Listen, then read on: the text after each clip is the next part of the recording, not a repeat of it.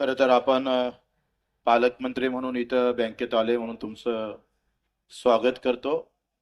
आपल्या सत्कारात आम्ही मुख्यमंत्र्याचं स्वागत केलं असाही संदेश मुख्यमंत्र्याला आपण द्यावा अशी विनंती करतो. या कार्यक्रमाला उपस्थित आमचे सर्व संचालक नरेशचंद्रजी ठाकरे, डहाणेताई, सुरेखाताई, आमचे आमदार सुलभाताई, राजेशजी वानखळे ज्यांचा आता वाढदिवस आहे त्यांचे शुभेच्छा देतो. हमारे पटेल जी है, सुनील भाऊ ओराडे आहे, बीजेपीचेच आहे ना सुनील भाऊ? आता तुम्ही दादाचा परिचय नाही आहे.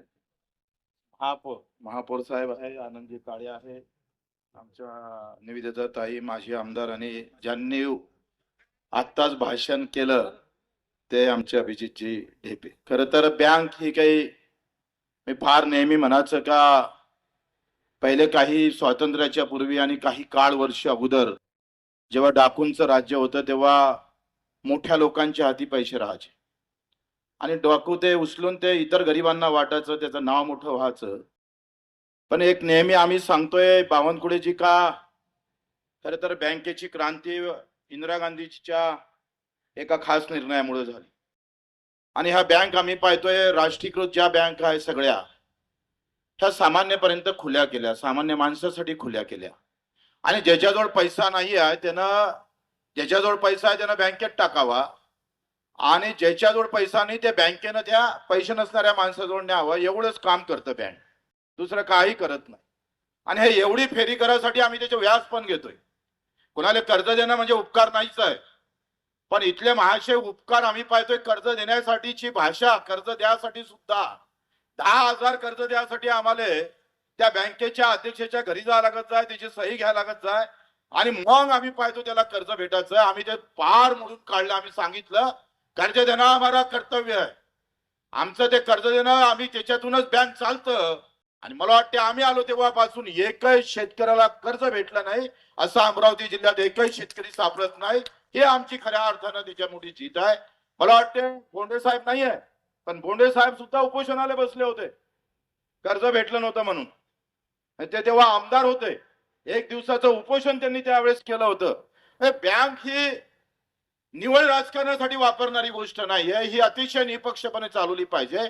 आता जर आमचे संचालक पाहिले तर एकाही पक्षाचे नाही आहे, अलग अलग पक्षाचे आहे. ठाकरे साहेब काँग्रेसचे आहे, सुरेखाताई अजितदादा पवार संघटनेचे आहे, डहाणेताई आता सध्या राजाभाऊ सोबत आहे, संजय भाऊ खोडके पुन्हा अजितदादा गटाचे, ढेपे साहेब उभाटाचे आहे. म्हणजे अलग अलग पक्षाचे लोक होऊन सहकार निर्माण करतं. त्याच्यानं याला पक्ष म्हणून पाहणं फार गुन्हा ठरत आणि उलट आपण त्याला कशी मदत करता येईल. मला एक आनंद आहे का केंद्रानं सुद्धा सहकार खातं, मला वाटतं काँग्रेसच्या कारकिर्दीनंतर पहिल्यांदा भाजपनं सहकार खातं निर्माण केलं केंद्रामध्ये. त्याचे पहिले मंत्री आमचे अमित शहा झाले, शहाजी झाले. मला एक सांगा काय हे सगळं करत असताना त्याच्या मागचा उद्देश निवड राजकारण कोण पाहता येणार नाही. चुकलं तर कोणी कोणाचा बाप अडू शकत नाही, पण न चुकता जर आम्ही पाहतो अडचणीने केल्या तर आज आम्ही सांगतोय का राष्ट्रीयकृत बँक ही तालुक्यावर आहे, पण जिल्हा मध्यवर्ती बँक हे गावागावात जाऊन पोहोचलेली आहे. हे तुम्ही लक्षात घेतलं पाहिजे, कारण त्याच्या माध्यमातून हा जो आम्ही पाहतोय जो मेळ, याच्यातली अवैध शाहूकारी बंद झाली. इथे तर आमचा अध्यक्षच अवैध शाहूकार होता, तेच अवैध शाहूकार की करायचे. आम्ही आम्ही त्याच्या विरोधात, आम्ही तर बँक आमचं सहकार्याशी दुरून दुरून संबंध नाही हो. मी तर आता राजीनामा फेकायला तयार आहे. काय लेन देन है त्याला? हम पद से थोड़े आदमी बड़ा होता है. कर्तव्य अगर मजबूत रहा तो पद तो आने जाने कब भी मिलने वाला है, उससे क्या लेन देन है. पण प्रश्न असा आहे का इथं असणारा जो काही प्रकार होता तो थांबवायला पाहिजे होता आणि न कळत आम्ही संचालक झालो. संचालक झाल्यानंतर परिस्थिती बदलली, त्यांनी अधिक कोणाला अध्यक्ष करायच्या याच्यात आम्हीच अध्यक्ष झालो. आता या सगळ्या याच्यामध्ये आम्हाला दुःख का आहे की एका इकडे भाजप काँग्रेस मुक्त भारत म्हणते ना, अमरावती जिल्ह्यात तुम्ही काँग्रेस युक्त भारत म्हणताय. अशा पद्धतीनं हा वाईट केलं असेल तर बिलकुल आम्हाला सोडू नका ना, बिलकुल सोडू नका. तुमचा संचालकावरचा प्रेम किती आहे बघा बरं. त्यानं मला सत्कार नाही केला, तुमचा पहिले केला. एवढं प्रेम तुमचं ते याच्यावर आहे.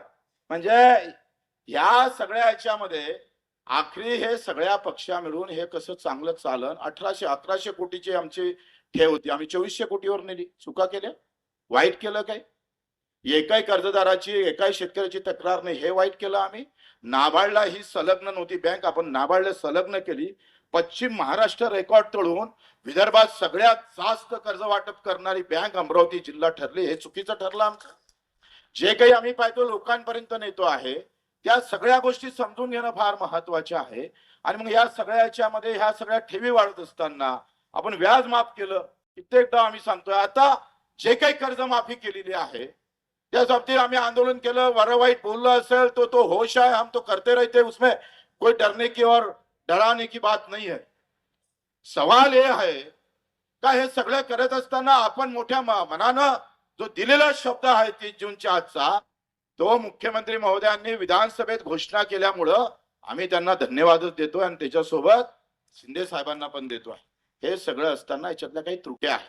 2 लाख रुपये कर्ज माफ करत असताना 2 लाखाच्या वरती 10,000 असेल तर त्यानं काय करावं ते स्पष्ट झालं पाहिजे. ते 4 लाख कर्ज असेल तर त्याला 2 लाख भरल्यावर 2 लाख माफ झालं पाहिजे. त्यासाठी खऱ्या अर्थानं भूमिका घेणं गरजेचं आहे. एकट्या अमरावती जिल्हा मध्यवर्ती बँकेचे 70,000 खातेदार आहे, ते माफ होणार आहे, पुण्य भेटणार. अरे आम्ही पाहिलो का ह्या 5-10 वर्षात ते काँग्रेसचं राज्य असू दे का बीजेपीचं असू दे, पण हमी भाव आम्हाला भेटत नाही. हे वस्तुस्थिती आहे, ते टाळता नाही येत आपल्याला. कोणी कोणत्याही पक्षाचा असू द्या, अखेर शेतकरी म्हणून जगता आलं पाहिजे, शेतकरी म्हणून लढता आलं पाहिजे, ह्या भूमिका आमच्या हमेशा राहिलेल्या. आणि मग आजची अवस्था आपण पाहतोय का 10% सुद्धा सोयाबीन खरेदी झाले नाही. पालकमंत्री साहेब तुम्हाला आकडेवारी माहित आहे? 10 ते 15% वर आपण खरेदी करू शकलो का हमी भावात? नाही करू शकलोय. आज आपण कापसाचे भाव वाढले होते, 9,000 पर्यंत गेले होते, पण आपला करार झाला, अमेरिकेचा करार झाल्यामुळे कापसाचे भाव पुन्हा डाऊन झाले. नंतर खरेदी केंद्र सुरू झाले नाही. एक तर नापिकी आणि दुसऱ्या इकडे कमी भाव, याच्यामुळे शेतकरी अडचणीत येतं आणि म्हणून तो कर्ज फेडू शकत नाही. हे तुम्हाला वेगळं सांगायची गरज नाही आहे. आणि म्हणून त्यासाठी जे भूमिका निभावली ती खरं तर तुम्ही ते कर्जमाफी करत असताना मला तर असं वाटतं का रेग्युलर कर्ज भरणाऱ्याला जास्त जपलं पाहिजे. तो अधिक अडचणीत आणून ह्या सगळ्या गोष्टी करतो. कारण रेग्युलर कर्जदाराला तुम्ही 50,000 देऊन जर थांबवत असाल तर मला वाटतं होते त्याच्यावर अन्याय होईल. किमान त्याला 1.5 लाख 1 लाखापर्यंत तरी त्याला प्रोत्साहन निधी आपण दिला पाहिजे. बाकी काय योजना आमच्या ते काय 6,000 देता पंतप्रधान किसान योजना वगैरे हे थोडं कमी केलं आणि एकखट्टे. मी तर म्हणतो रोज रेग्युलर भरणाऱ्याले, जो कर्जदार रेग्युलर भरण त्याला द्या ना तुम्ही प्रोत्साहन दरवर्षाला 5,000 10,000. आपण व्याज माफीतून प्रोत्साहन देतोच आहे, पण त्याला वेगळं जर आपण व्याज प्रोत्साहन दिलं तर त्याचा फायदा अधिक आमच्या सगळे. आज आपण पाहतो का ह्या बँक एनपीए मध्ये का गेल्या? आपण सगळ्यात जास्त कर्ज, आमची टक्केवारी किती आहे कर्ज वाटपाची? 110%. राष्ट्रीयकृत बँकेच्या टक्केवारी जर पाहिलं तर शेतकऱ्याला कर्ज देताना किती हात आकडता घेतं. तिथं जावं, त्याला फेऱ्या मारावं लागतं आणि 80-75% 60%च्या वरती राष्ट्रीयकृत बँक गेल्या नाही. पण राष्ट्रीयकृत बँकला जे काही फायदा भेटतं, आज 12 लाख कोटीचा आम्ही पाहतो राईट ऑफ केलं केंद्र सरकारनं बँकेचं. त्याचा जो फायदा झाला तो राष्ट्रीयकृत बँकेला झाला मोठ्या उत्तर प्रदेशचा. पण आमचा सगळा शेतकरी, आमची बँक सगळी शेतकऱ्याची बँक आहे. आज ना उद्या तुमच्या आधी सत्ता येईल, पुन्हा बँक तुमच्या इथे येईल, पण ह्या सगळ्या गोष्टी मला वाटतं राजकारणापेक्षा आशीर्वादाची गरज असतं. लोकांचे आशीर्वाद कसे घेता येईल? सगळ्याच गोष्टी मतासाठी करणं महत्वाचं नाही आहे. मला वाटते काही गोष्टी आशीर्वादासाठी केल्या पाहिजे. आणि म्हणून तुम्ही राज्याचे दुसऱ्या नंबरचे मंत्री आहे. जरी युती असन तरी महसूल मंत्री हे दुसऱ्या नंबरचे, मुख्यमंत्र्यानंतरचं तुमचं मंत्रीपद फार महत्वाचं. आणि तुम्ही ह्या सगळ्या भावना तिथपर्यंत गेल्या पाहिजे. कारण सगळ्या गोष्टी आंदोलनातून होत नाही. बरेच लोक म्हणे आजच्या कार्यक्रमाला गेलो नाही पाहिजे, आपण गेलो तर अधिक हे पेपरवाले जास्त छापन. म्हटलं सहकार है और अपने बैंक में आ रहे, तो राजकारण विरोधी आपण काही केलं पाहिजे का नाही केलं पाहिजे? काही गोष्टी आपण त्या घेतल्या पाहिजे का नाही घेतल्या? म्हणून आम्ही इथं आलो, आपला स्वागत सत्कार केला. मला वाटते आमच्या भावना तिकडे जाऊ द्या. आमचे काही व्यक्तिगत कोणाशी वैर नाहीये, लक्षात घ्या. कोणी असं समजत असेल का व्यक्तिगत वैर आमचं आहे, तर असं काही नाहीये. म्हणून आता काय झालं का इथं तुम्ही कर्जमाफी केली, पण महात्मा ज्योतिबा फुलेच्या योजनेतून शिवाजी महाराजांच्या छत्रपती शिवाजी महाराजची योजना होती कर्जमाफीची, आता अहिल्यादेवी होळकरांची आहे. पण त्या दोनही योजने म्हणजे जे पात्र होते त्यांना आपण बँकेत पैसेच पाठवले नाही, ते तसेच आहेत थकीत रेकॉर्डवर. आमच्या अमरावतीच्या बँकेचे आपले 1,500 ते 2,000 शेतकरी आहे जे पात्र आहे पण सरकारनं पैसे न पाठवल्यामुळे ते तसेच थकीत राहिले. अकोटचे काही काळ शेतकरी कोर्टात गेले, हायकोर्टानं सांगितलं याचे पैसे द्यावं लागेल कारण ते पात्र आहे.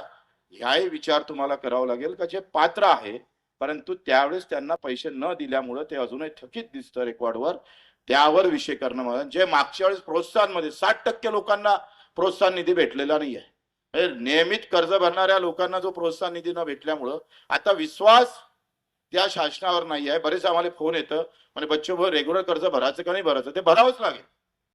ते भरला तुम्ही मला वाटते 22-23, 23-24 आणि 24-25 ह्या नियमित असणाऱ्या शेतकऱ्यालाच तुम्ही प्रोत्साहन निधी देणार आहे. त्याला एक थोडा वर्ष वाढवा, 3 वर्षाच्या ऐवजी तो 4 वर्ष करा.